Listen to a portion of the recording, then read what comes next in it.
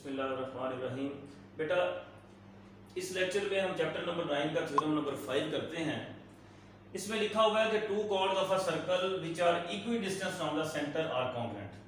ये theorem number 4 का converse है, क्योंकि थ्योरम नंबर 4 में लिखा हुआ था कि अगर टू कॉर्ड्स जो हैं वो इक्वल हों, यानी अगर ए बी और सी डी की लेंथ इक्वल हो तो इन दोनों का सर्कल्स के सेंटर से डिस्टेंस सेम होगा। तो यहां पर इस थ्योरम में ये कहा है कि अगर इन दोनों कॉर्ड्स का डिस्टेंस सर्कल के सेंटर से सेम हो, यानी अगर ओ एच ओ के इक्वल हो, तो ए बी और सी डी की मेजरमेंट सेम होगी। इसका मतलब ये हुआ कि अब हम यहाँ पे गिवन में क्या लिखते हैं कि दो कॉर्ड हैं ए बी और सी डी, ठीक है, और ये दोनों कॉर्ड जो हैं ये इक्वी डिस्टेंट हैं। इसका मतलब ये हुआ कि ओ एच और ओ के ये दोनों इक्वल है। अब इसके लिए ये देखें कि ये ओ एच जो है ना, ये परपेंडिकुलर है ए बी के ऊपर, और ओ के जो है परपेंडिकुलर है सी डी के ऊपर। ये देखें, प्रूफ क्या करना है कि ए बी और सी डी सेम है। हमने ये किया यहां पर कि ओ को हमने सी से भी ज्वाइन कर दिया और ओ को हमने ए से भी ज्वाइन कर दिया। यही कंस्ट्रक्शन हमने लिख दी, join A and C with ओ।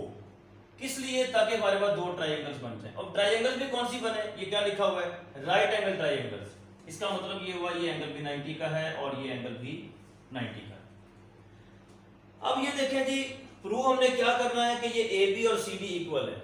देखें, अब हमारे प्रूफ की जो डायरेक्शन है वो ये है कि पहले हमने इन दो ट्रायंगल्स को कॉन्ग्रुएंट करना है, उसके बाद सी के और ए एच इनको कॉन्ग्रुएंट करेंगे, उसके बाद हम ए बी और सी डी की तरफ आएंगे। तो पहले दोनों ट्रायंगल्स को लेते हैं जी। ये देखें, इन दोनों ट्रायंगल्स में ये ओ ए और ओ सी ये दोनों सर्कल के रेडियस कहलाते हैं, और ये इस ट्रायंगल के मुताबिक ये हाइपोटेन्यूज कहलाते हैं। ये देखें, क्योंकि 90 एंगल के सामने जो साइड होती है वो हाइपोटेन्यूज कहलाती है, इसलिए यहां लिखा हाइपोटेन्यूज मेजर ओ ए और हाइपोटेन्यूज मेजर ओ सी। तो क्या है? ये सर्कल के रेडियस। अब ये ओ एच और ओ के ये हमने गिवन में बात की है कि ये दोनों इक्वल हैं, इसलिए इसके सामने हमने क्या लिखा है? गिवन।